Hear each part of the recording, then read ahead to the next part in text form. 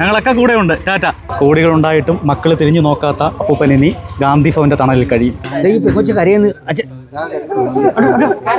കരയൊന്നും വേണ്ട അപ്പൂപ്പ, കരയണ്ട. എന്തിനാ കരയുന്നേ? സന്തോഷ കണ്ണീരാ? അതെ അതെ അതെ അതെ. കരയല്ലേ അപ്പൂപ്പൻ, കരയല്ലേ? ഇനി അപ്പൂപ്പൻ പട്ടിണി കിടക്കത്തില്ല, നല്ല വസ്ത്രം ധരിക്കും, നല്ല ആഹാരം കഴിക്കും. ഇങ്ങനെയുള്ള മക്കളെ മുമ്പിൽ കിടക്കുന്നതിനേക്കായി നല്ലതല്ലേ എവിടെങ്കിലും കൊണ്ടുപോയി നല്ലോണം കിടക്കുന്നത്. നമുക്കൊരു സന്തോഷം അത് കാണും. ഈ ലോകം മൊത്തം കണ്ടിട്ടും ഈ മക്കൾ തിരിഞ്ഞു നോക്കില്ല ഇതുവരെ. ഈ സമയം വരെ വന്നിട്ടില്ല. എന്തൊരു മക്കളായത്, അവന്മാർക്ക് മക്കളുണ്ടല്ലേ ഉണ്ടല്ലേ. ഇവന്മാരെന്ത് മനുഷ്യനാണ് ഇവന്മാരൊക്കെ. സന്തോഷമായില്ലയോ? ഇല്ല, ദൈവകൃപയാണ്. ഇപ്പൊ നിങ്ങളുടെ നിങ്ങൾ ഒട്ടനവധി, നിങ്ങൾ എനിക്ക് വളരെ അപ്രീഷിയേറ്റ് ചെയ്യേണ്ട ഒരാളാണ്. അപ്പോ കരയൊന്നും വേണ്ട കേട്ടോ. നീ അപ്പൂപ്പ നല്ല ആരോഗ്യത്തോടെ കഴിയും. വിഷമിക്കൊന്നും വേണ്ട കേട്ടോ. ഇതിൽ അപ്പൂപ്പൻ പോവാണ് കേട്ടോ. ഇത് ഗാന്ധി ഭവന്റെ നെടുമ്പന ശാഖയുടെ ഡയറക്ടറാണ് പ്രസന്ന. അദ്ദേഹത്തിനാണ് ഇന്ന് നമ്മൾ ഇതിന്റെ രേഖകൾ കൈമാറുന്നത്. ഇത് സാമൂഹ്യനീതി വകുപ്പിൽ നിന്നും നമ്മൾക്ക് തന്ന ഇദ്ദേഹത്തിനെ ഏറ്റെടുക്കാൻ, സാമൂഹ്യനീതി വകുപ്പ് ബന്ധപ്പെട്ടതുകൊണ്ടാണ് ഗാന്ധി ഭവൻ ഏറ്റെടുക്കാൻ തയ്യാറായത്. സ്ഥലമില്ല, എന്നിട്ട് പോലും ഗാന്ധി ഭവൻ്റെ ഇടപെടലിൽ, അതായത് സാമൂഹ്യനീതിൻ്റെ ഇടപെടലിൽ ഇന്ന് ഈ രേഖകളുടെ അടിസ്ഥാനത്തിൽ പ്രസന്നമ്മയ്ക്ക് ഇത് കൈമാറുകയാണ്. അപ്പോൾ ആള് കുട്ടപ്പനായില്ലയോ? സന്തോഷമായില്ലയോ? കൈ കൊടുക്കുക. അത് മതി. ഗിരീഷ് അതിനകത്തോട്ടൊന്ന് കയറി.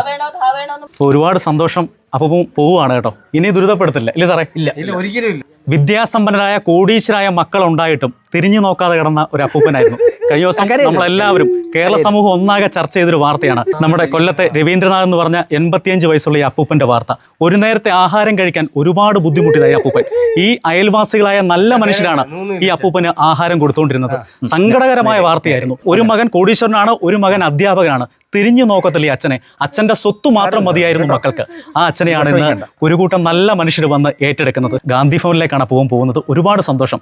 GCNലെ ഒരു വാർത്ത, ഒട്ടനവധി ആളുകൾ അനന്തുവിൻ്റെ വീഡിയോ എനിക്ക് ഇട്ടുന്നിട്ട് ഇതിൽ ഒന്ന് ബന്ധപ്പെടണമെന്ന് പറഞ്ഞു. ഗിരീഷുമായി ബന്ധപ്പെട്ട് രാത്രി തന്നെ ഇവിടെ വന്നു.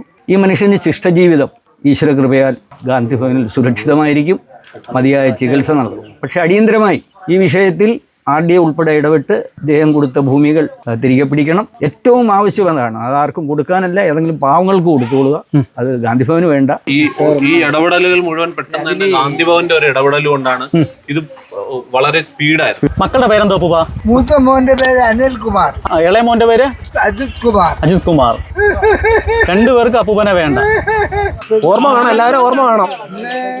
മക്കൾക്കെതിരെ എന്ത് നിയമ നടപടിയാണ് നമുക്ക് എടുക്കാൻ കഴിയുക എന്നുള്ളത് പരിശോധിച്ചിട്ട് അടിയന്തരമായിട്ട് നിയമ നടപടി എടുക്കാനുള്ള കാര്യങ്ങൾ ചെയ്യാം. ഓൾറെഡി പോലീസ് സ്റ്റേഷനിൽ ബന്ധപ്പെട്ട് മക്കൾക്കെതിരെ FIR ഇട്ടിട്ടുണ്ട്.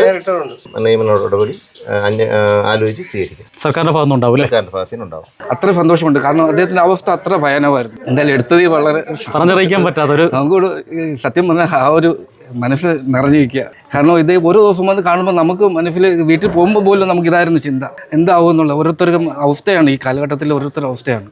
പക്ഷെ എന്താണെങ്കിലും വളരെ വളരെ സന്തോഷം, വളരെ വളരെ സന്തോഷം. അപ്പോൾ അപ്പൂപ്പനെ നമ്മൾ ഏറ്റെടുക്കുവാണല്ലേ? നമ്മൾ ഏറ്റെടുക്കുകയാണ്. നെടുമ്പന ഗാന്ധി ഭവൻ സ്നേഹാലയത്തിലോട്ടാണ് എടുക്കുന്നത്. നമ്മുടെ ആദരണീയനായ ഞങ്ങളുടെ ഗാന്ധി ഭവൻ സെക്രട്ടറി പുനലൂർ സോമരാജൻ സാറിൻ്റെ നിർദ്ദേശപ്രകാരമാണ് ഞാനിവിടെ വന്നത്. ഈ അച്ഛൻ്റെ സ്വത്തുക്കൾ തിരിച്ച് അച്ഛൻ്റെ പേർക്ക് തന്നെ എഴുതി കൊടുക്കാനുള്ള ഒരു നടപടിയിലേക്കാണ് പോകേണ്ടുന്നത്.